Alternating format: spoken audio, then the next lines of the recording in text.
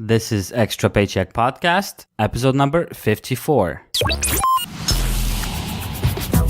You're listening to Extra Paycheck Podcast, where you will learn how to build and grow your own successful online business. Now, here's your host, Alex Soul.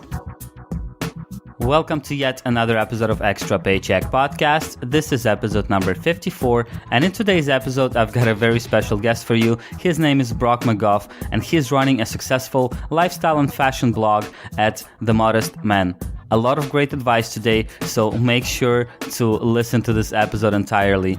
Enjoy today's show. Hi, Brock, and welcome to the Extra Paycheck Podcast. Thanks for having me. Please tell us a little bit more about yourself and what is that you do as a business. Well, I run a blog called The Modest Man, and it's a style resource for men who are below average height. And I started it in mid-2012, and I almost said this year, but it's 2016 now. So in 2015, I kind of went full-time with it and left the day job behind. So yeah, it's still still growing, but it's a full-time blog now. Congratulations on that. Thanks. That's really awesome. And I'm not sure how I found out about you. I think one of the reasons may be that I am also one of these men that you're targeting. And I was really surprised when I found your website because it's something that I try to tell a lot of people and try to teach people when they ask me is that you need to find a unique, interesting niche and, preferably something that you like or that you have experience with or something that, something where you are solving a problem. And I think this is what you're doing with your website, correctly?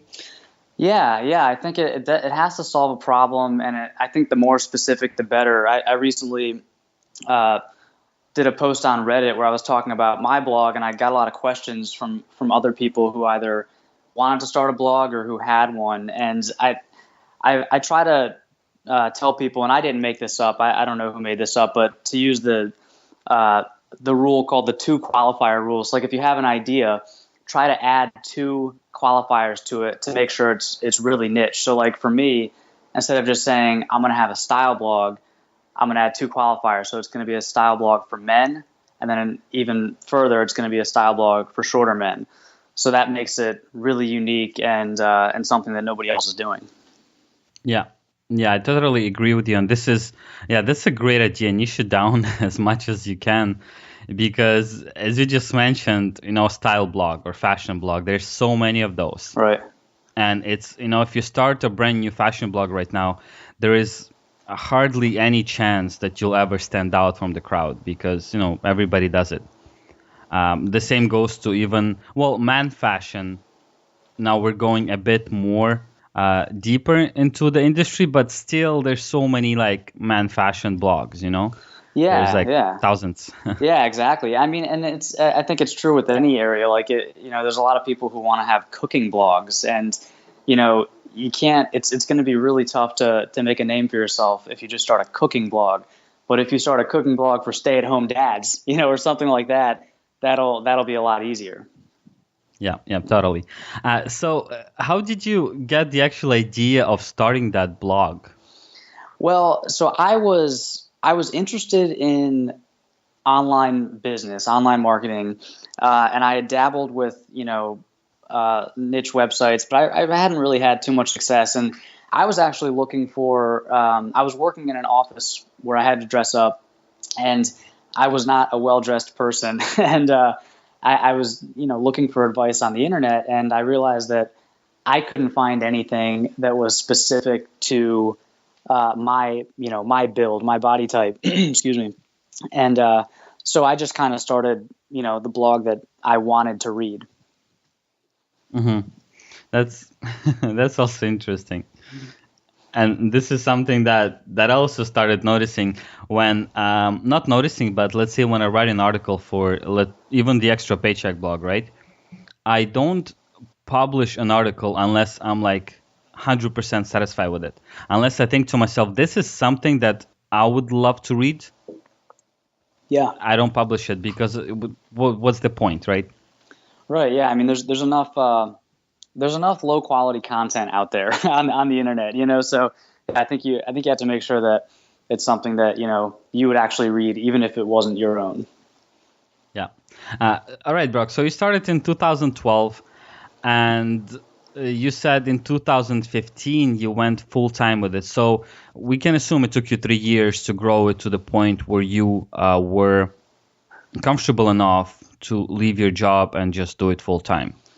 Yeah, it did. And I don't think that has to take that long. I think that, if I could start fresh, I could probably do it faster the second time around. But yeah, for me, it did take 3 years.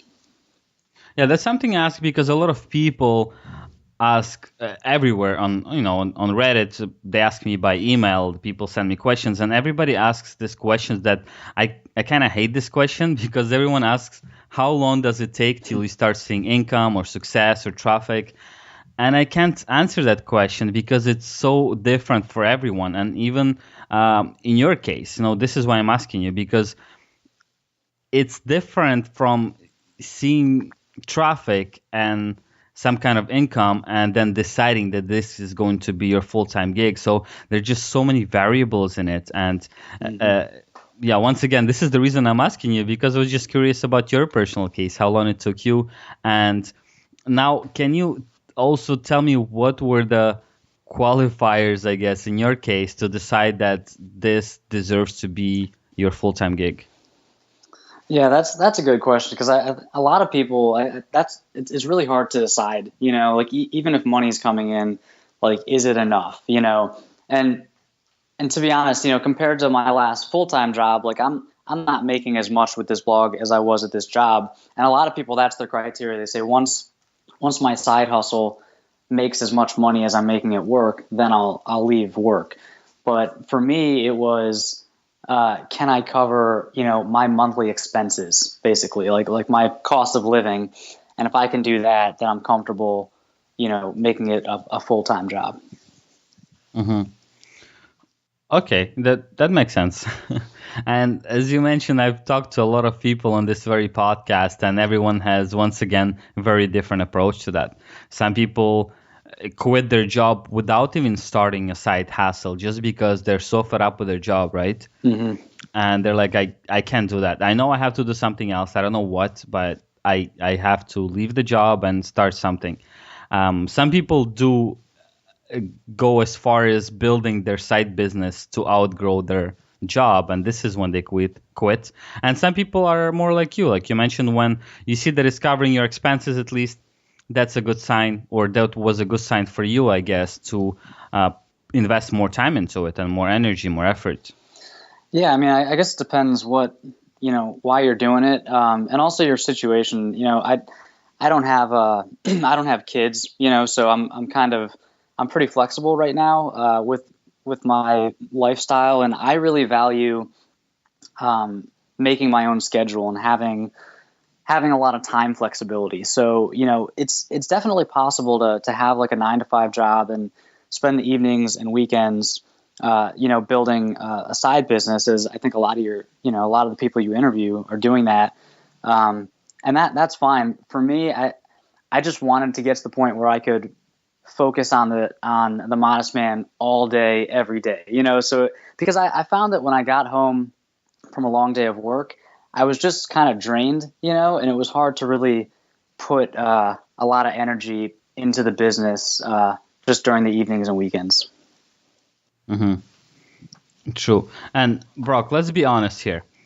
Are you putting in more time and more effort into your blog now that you have all that free time? Yeah, I'm putting a lot more time, definitely a lot more time into it. Just hours worked, but it's hard to say. And that's another question that I bet you get a lot, is people always say, how many hours do you spend on this every week? Or like, how much do you work?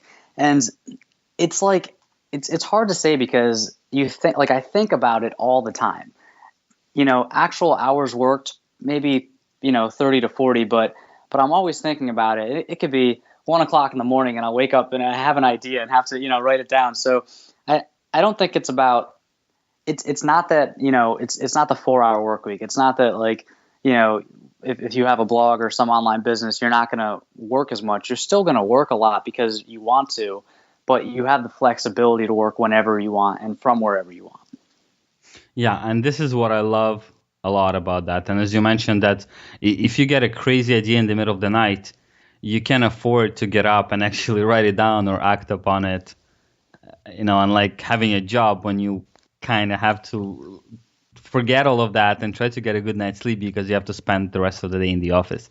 So it's the flexibility that I love about running your own blog or business or anything like that, especially when it's online. Yeah, absolutely. And now the question that I think intrigues everyone, how are you monetizing your website? Well, for me, it falls into three basic categories. There's advertising, there's affiliate revenue, which is like when you make money from promoting someone else's products. And then there's selling my own products, which right now is an ebook.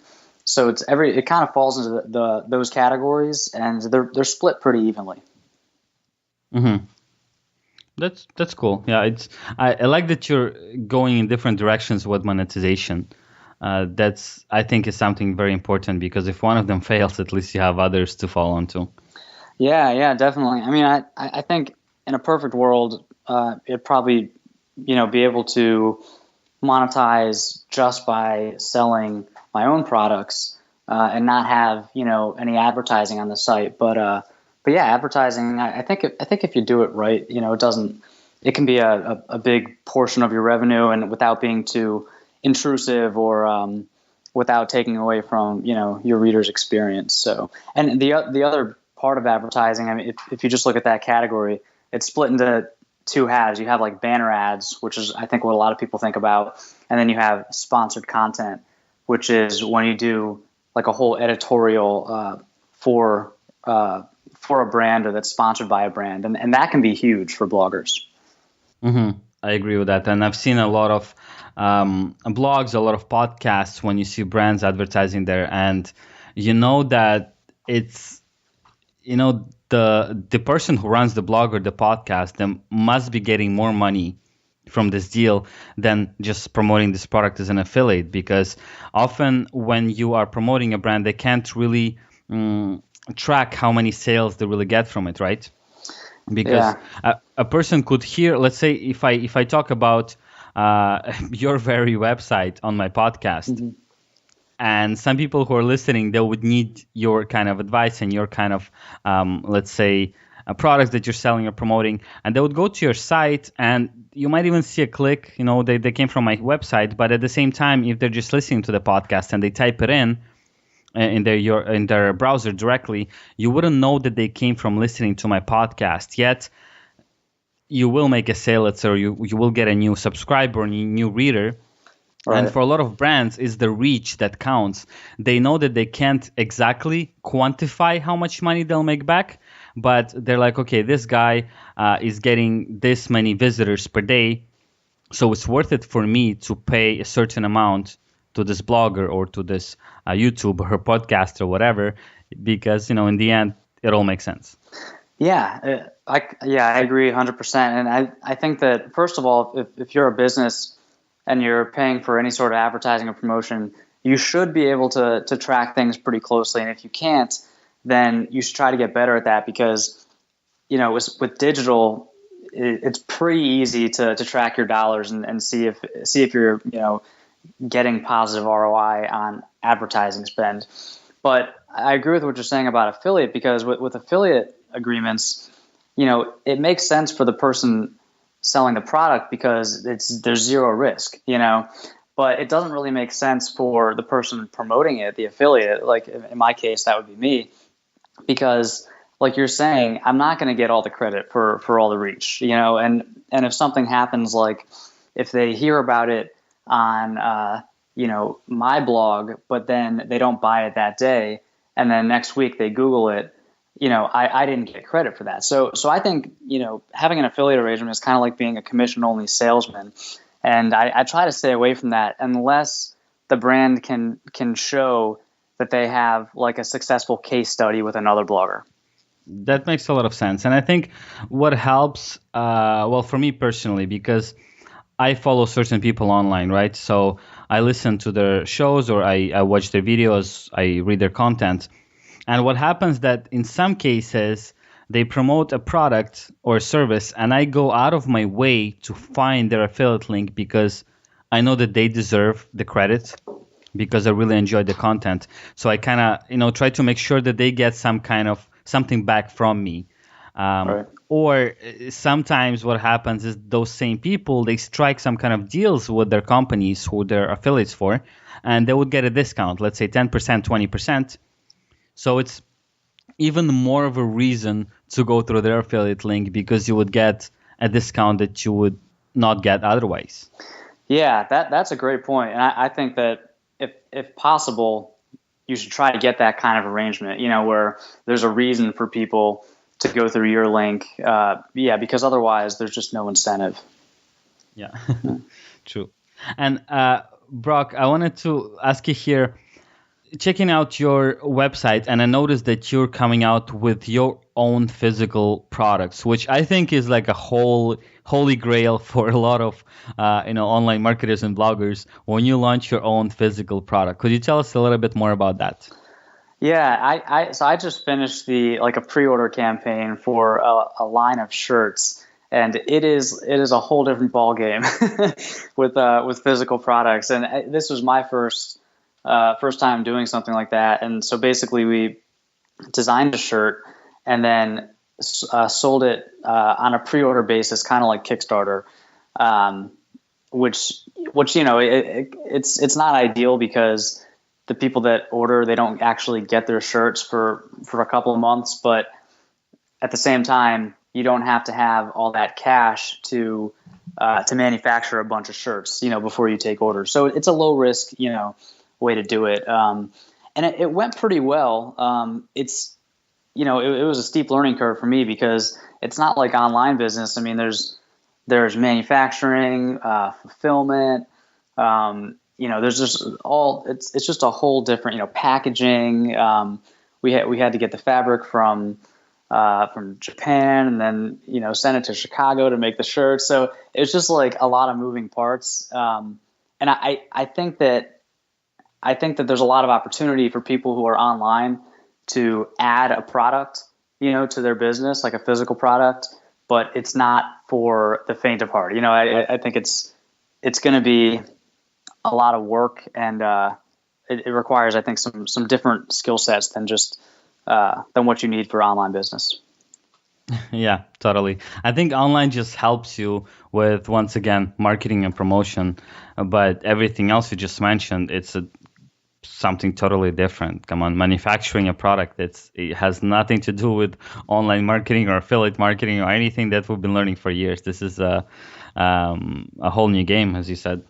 Yeah, definitely. The one thing that really does help, though, like what you're saying with the marketing and promotion, is the relationships that you have with other people who. So in my case, it would be other bloggers, because I have a network now of other style bloggers, and they were very, very helpful with this shirt campaign. Like I just asked them for a favor to help promote these shirts, and they did, and so I think that I guess like any kind of business, like it's the relationships you form definitely pay off in the long run.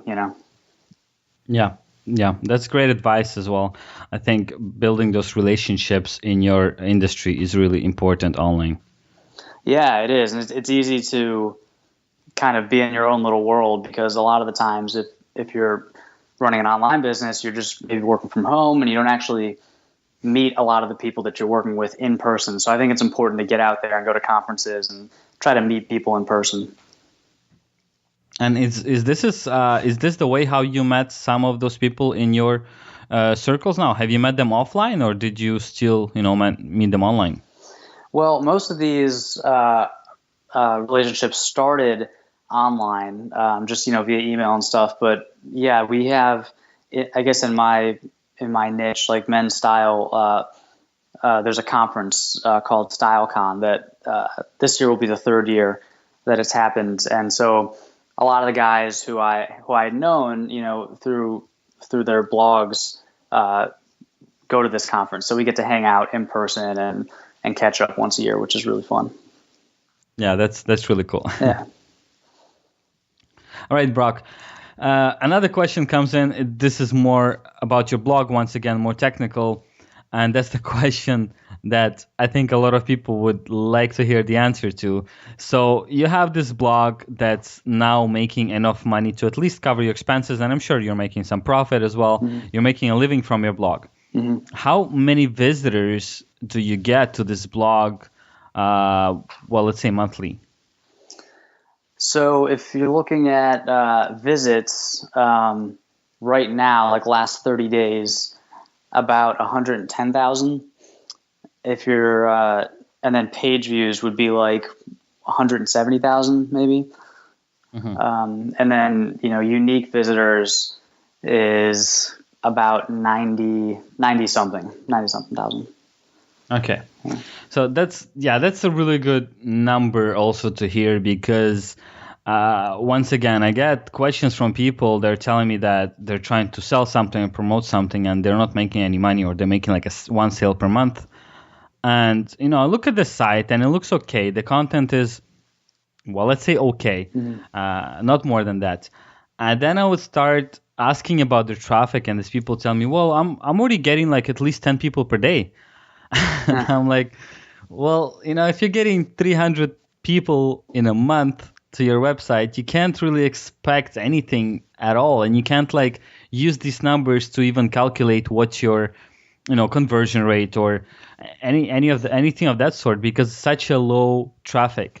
Yeah. And this is why I'm asking you, because I need people to hear that you need a lot more traffic to actually be able to track your sales, to track your performance, to kind of figure out what works on your site, what doesn't, and actually, I think, figure out why something works or doesn't. Yeah. But you need a lot of traffic for that. Yeah, you need a lot of traffic to I think, any website. I mean, I guess it probably varies by industry and depending on what you're selling and how you're monetizing your site. But yeah, you need traffic. I mean, this is the internet. there's a lot of stuff out there, and so you gotta. It takes a lot of work, to grow an audience. So I think that a lot of people, when they first start a website, they get caught up in the numbers and they're checking their Google Analytics every day, maybe multiple times a day, and I think that at the beginning, don't even look at the analytics. Like, just focus on good content. Guest blogging, raising awareness about your site and posting really good content. Forget about the numbers. Like, forget about AdSense and analytics. Like, that's not gonna. Don't even worry about that stuff for the first 6 months. And then check your numbers once a week. And once you have 10,000 visits a month, then you can start thinking about, okay, maybe getting some advertising and stuff like that. Mm-hmm. Really great advice, Brock. And that was kind of the next question that I was going to get into. So building your website to, 70, 80, 90,000 unique visitors per month is still quite a task. It's pretty hard to do. Mm-hmm. So I'd love you to, if you could share some advice or maybe some experiences on how you've been marketing your website, how you've been getting your traffic, free or paid. Yeah, there's, in terms of free traffic, which is I think most people are most interested in when they're starting out, there's really two ways that I recommend doing it. One is learn the basics of SEO, especially on-page SEO, which is the stuff that you control on your site. So it's not about link building or anything like that, link networks. Like, don't worry about any of that stuff. Just learn how to make a page or a blog post that is optimized. And there's so much good stuff out. There's so many free guides out there that will show you how to do this. It's really basic stuff. It's just like basic keyword research, writing a good title, image alt text, like headers. It's anybody can do it. But most people don't. They just don't they don't know about it, or they don't, take a few hours to do the research. So learn how to do basic SEO, and make sure all of your posts are have all the elements they need for on-page SEO. And then the other one is writing for other sites who already have traffic. And you can call this guest blogging. So form relationships with other, bloggers in your niche who have established sites. And after you get to know them, don't ask for anything right off the bat. After you get to know them, ask if you can contribute to their site. If it's a site that takes, guest writers. If you do those two things, you can grow a blog pretty fast. Mm-hmm. Thanks for your advice. And this is something that I love hearing, because this is something that I tell people often. And whenever I talk about guest blogging, there's always going to be some people who will start, jumping around and screaming that guest blogging is wrong. It's dead. Google is going to, de-index your site completely for guest blogging, because that's something that Matt Cutts said at some point. And I'm trying to make people understand that guest blogging in itself is a great tool to promote yourself and help other people, influencers in your industry, to get some great content for free usually. Because they're not paying you money, but in exchange you're getting a part of their audience visiting your website. But guys, listeners, guys, girls, whoever listens to this podcast right now, to this episode, the important thing is not just, pitching yourself and spamming and putting out low quality stuff. You need to guest blog on a website or blog. Actually, it's guest blogging. So on a blog that's relevant to your blog, it has to be in the same industry at least.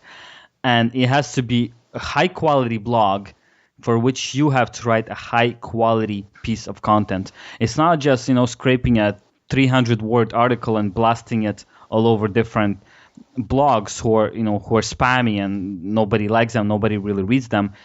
The proper guest blogging is done in a really specific way, and everything about it has to be high quality.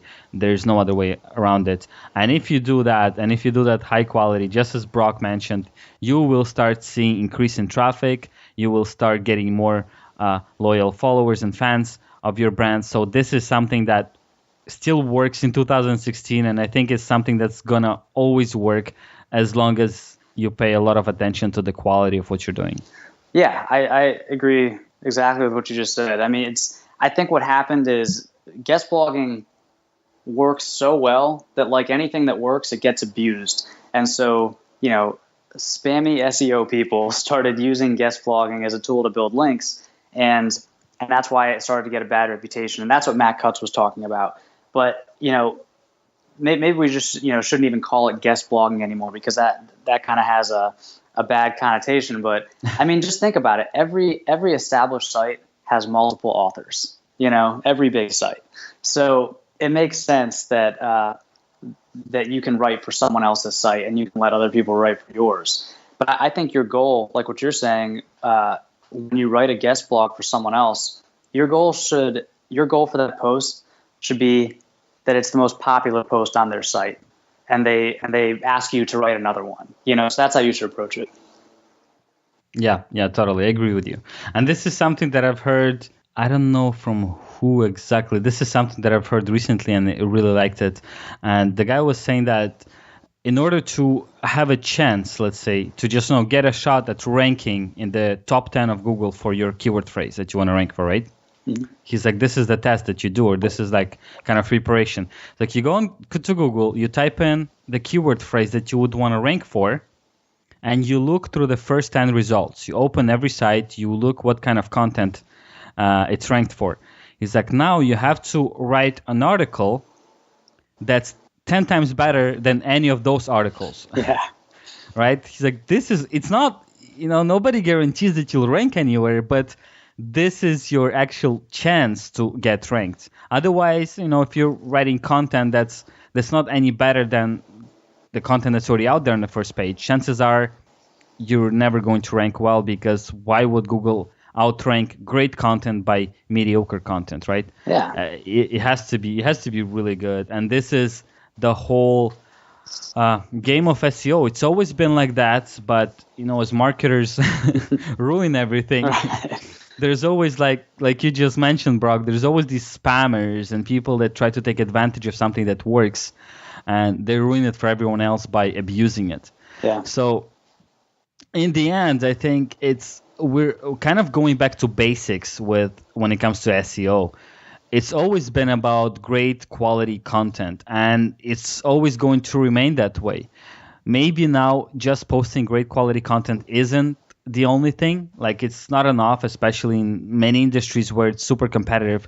So you'll need to do what Brock just mentioned. One of the greatest things you could do is guest blog and then get natural, real backlinks to your website from a really good authority resource.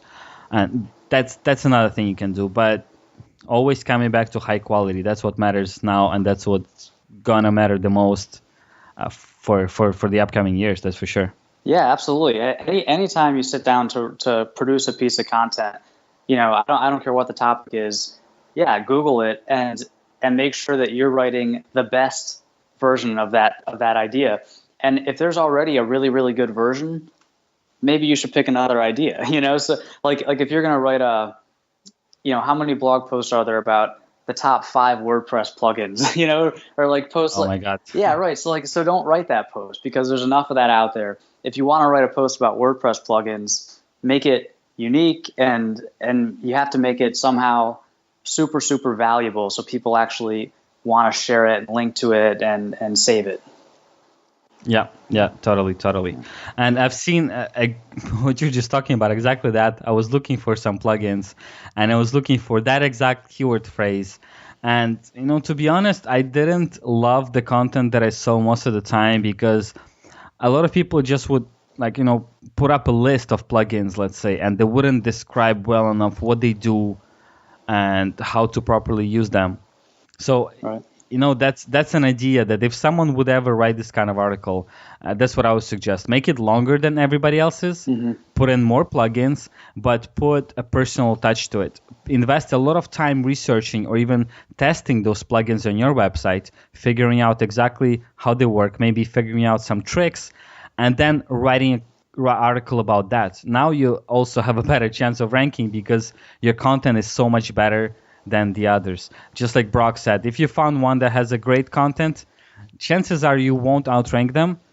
The only reason you might is it's if your content is like 10 times better than theirs. Right. But that's hard to do in many cases. If an article is already amazing and it's out there, it's hard to write something more valuable and better than already is. So maybe sometimes it's not worth it. Maybe it's worth to look at another idea. Yeah, or niche it down a little bit, like add a qualifier, like instead of top 5 WordPress plugins, how about the best WordPress plugins for podcasters, or something Mm-hmm. like that. So it's more specific. Yeah. Totally. Okay, Brock. So I wanted to ask you something on a more personal level, I guess, and it could involve your professional life. Sure. So what was maybe your scariest moment when it came to running your blog? Was there like a moment when you thought it's not worth doing, it's not worth pursuing, and I'm just gonna stop that and just stick to my job?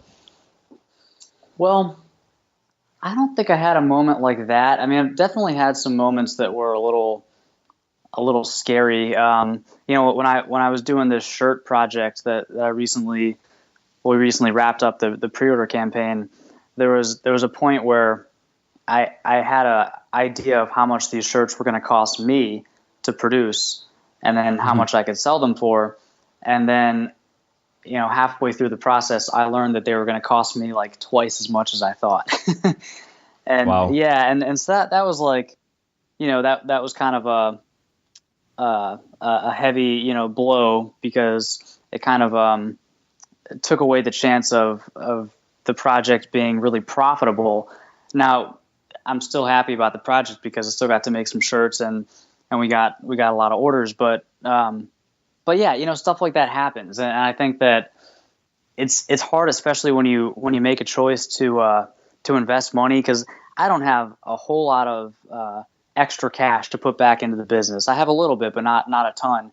And so when you kind of weigh what you want to do and how much money you have, and like what should you spend your money on, like a website redesign or traffic or hire a writer, and you kind of have to choose. And so whenever you make an investment that you feel like wasn't a great investment, it's kind of tough. But I think the key is you just gotta, think of it as a lesson learned and move on. Yeah. Yeah. So I guess as you mentioned, you never had the moment of thinking that you should quit your blog, but that short idea was kind of really heavy on you. Yeah. I think I had not any like big moments about should I quit the blog, but there's just a lot of little moments where it's hard not to compare yourself with other people, and so I look at all these other sites that are people who are a couple years ahead of me and doing really, really well, and it's hard not to think, okay, well, why isn't my site, why don't I have that much traffic, or why am I not making that much money, or why isn't my email list growing that fast, or whatever. But I think that's a natural part of entrepreneurship, and I think that you just got to give yourself credit for the stuff that you are doing, Yeah, totally. And I think this is something that we all know we shouldn't do. We shouldn't compare ourselves to others and measure up to others because, we're all unique and we all do our own thing. But also, as you said, it's so hard not to, especially like for me, it's the same thing, especially knowing the people that started online marketing the same time that I did, and they're so much ahead of me. Mm-hmm. It's kind of scary sometimes. You're like, how come? But at the same time, you think of the other 95% of people who started at the same time and they're all failed by now and they're back to their 9-to-5 job, and I'm not. So, Right. at the same time, it's like, well, I am still doing better than, let's say, 90+% of others. Right. So, Yeah, and I think it's good to have some people who are ahead of you or where you want to be, and make them your friends. Make surround yourself with those people and find out what they're doing, and I'm sure that they'd want to help you.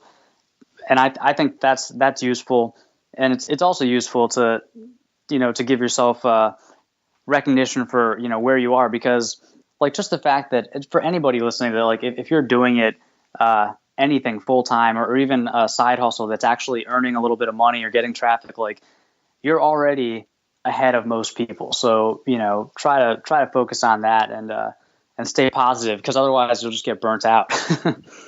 yeah, totally.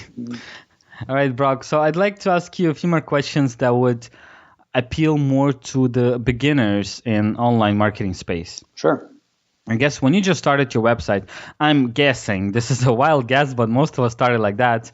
You did everything by yourself. You figured out how hosting works, how to set up a blog, how to create content, how to do SEO, how to start writing, getting traffic. You did all of that by yourself, right? Yeah. Looking back at yourself back then when you didn't know any of that, what would be your recommendation to beginners who don't even start anything? Because when they look at all of that basic stuff that we think is basic for us now because we've been doing it for so long, but a lot of people are scared to jump into it because like, oh my God, I don't know anything about that. I don't know anything about marketing, about technical side. What would you suggest to them? Well, I think that everything it takes to get like a website up and running is very figure outable. Like it's with Google, it's just very easy to figure it out. It's not nothing. I don't think you're going to run into anything where with like one or two Google searches, you'll think, okay, I actually can't do this. I think you can do pretty much everything, from setting up a WordPress site to starting an email list to buying a hosting plan, figuring out the basics of SEO. It's all very it's not easy necessarily. It's just not that hard. And when you get into web development, like if you want a custom website or something, that's hard. And you might have to hire somebody. But I think at the beginning it's very easy to do, and I would recommend don't worry too much about the technical stuff. Like just get yourself on a basic WordPress template and focus on the content, because it's easy to spend so long. You can spend days just tweaking little things on your website and changing colors and worrying about the name and the logo. And I would say forget all that and just, get it up and running and hit publish on your first post, and just try to get it started. Great advice, Brock. And this is something that you've also mentioned before in this show. If you're not getting like 5,000, 10,000 visitors, unique visitors to your website per month, all of these things don't matter all that much. They're not crucial. Right. What these people care about is the content. If you have great content, they will come to your website again and again. But, if your logo is not top notch, you could always change that eventually. And if you are getting 10,000 unique visitors to your website per month, you are probably figuring out ways to make some extra cash on that and maybe even make a living from that website. And this is when you could afford to pay someone to make a really amazing logo for your website. So yeah, great advice, Brock. Thank you so much. And YouTube is my number one resource whenever I'm stuck somewhere technically with my websites or anything really related to, to a business or computer, whatever it is. YouTube is like my number one best friend. There's nothing that you can't find on YouTube. There are like no tutorials that don't exist. Yeah, there's a tutorial for literally everything these days. So there's no excuse. And and if you run to something that you just really can't figure out, go to a site like Upwork, and hire a freelancer, because it's very it's also very easy and very affordable to get freelance help, whether it's like design or development or whatever you need. So you can go that route as well. Yeah, totally. All right, Brock. So one of the last questions here. This is also targeted to beginners, but let's talk about beginner entrepreneurs, people who want to start a business, or who maybe already started a business, but they aren't still sure the direction to take or what to do or what to pay the most attention to. What would be your most important advice to beginner entrepreneur? Well, I would say, have a really concrete idea of what you're actually offering people, and what why people should pay attention and should want it. And if it's a product, try to test it out, like whether you just ask a bunch of people, or like Tim Ferriss has a method for using Google AdWords or Facebook ads to test out the viability of a product. Or if it's a blog, just think like what sets you apart? Why would someone want to read this? And make sure you have something that's really valuable and really unique before you get started. Because I think that the more concrete of an idea you have at the beginning, the better, because you don't want to start something that's just kind of not well thought out. Yeah. Thanks for this advice. And this is a great one, but honestly, I think this is something that holds a lot of us back, because it's so hard to figure out what exactly you want to do. You know what I mean? Yeah. Well, and that's the other thing, that it's like, you got to start, you got to actually like take that first step and like buy a domain name and write something, or don't even do that. Like even you can do a lower commitment, like start a Facebook page, use your iPhone and make a video and upload it to Facebook, but you got to do something to put yourself out there and take that first step. Yeah, totally. And I've spoken to someone recently, and this person, it's a man that's been around for a while. He told me that he used to work selling office supplies like chairs and tables and other office supplies to companies for the past like 30 years or so, right? And now he's like, I'm ready to retire, but I'd like to start a website about it. And he's like, so is that a great idea to start a website about office supplies and office furniture and stuff? And I told him, yes, it is a good idea, because there's like, millions of people looking to buy these things. But I told him that, he shouldn't do office supplies. He should maybe concentrate on promoting chairs, office chairs for people with back problems, right? Right. And then I was like, once you start getting traffic and see that people like your content, You could expand to other office chairs. Then eventually, when you have a big popular blog, you could start expanding to office desks, and you could expand to other things eventually. That's not a problem. The biggest problem is getting started. What you just mentioned, it's just get started, and you'll figure out the rest as you go on. But the time that you spend just sitting down and thinking what exactly you should do, that's a time lost that you'll never get back. Yeah. You should learn by doing, and I think like your advice for that guy is perfect, because if he starts with chairs, there's no limits on what he could expand to. That website could become just the most popular, office supplies advice website on the web. But you probably shouldn't start like that. So yeah. I think that's good advice. Totally. All right, Brock. Last question for you. People want to learn more about you. They want to see a website. Maybe they want to get in touch with you. How can they do that? How can they find you? Yeah, you can just go to themodestman.com and feel free to hit me up over email or use the contact page. I'm on all the social networks too, but probably email works best. All right. Thanks for that. Brock, thank you so much for being on the podcast. Thank you for sharing all your knowledge, advice, and tips with the audience. Hey, thanks for having me. I appreciate it. Thank you so much for tuning in to this week's episode of Extra Paycheck Podcast. As usual, I will be putting up show notes page at extrapodcast.com/54, where you will be able to find resources, links, and other things mentioned in today's episode. Also, head over to extrapodcast.com/iTunes in order to subscribe to the show, leave a rating and a review, which will help me tremendously. Thank you so much once again, and I'll talk to you next Monday.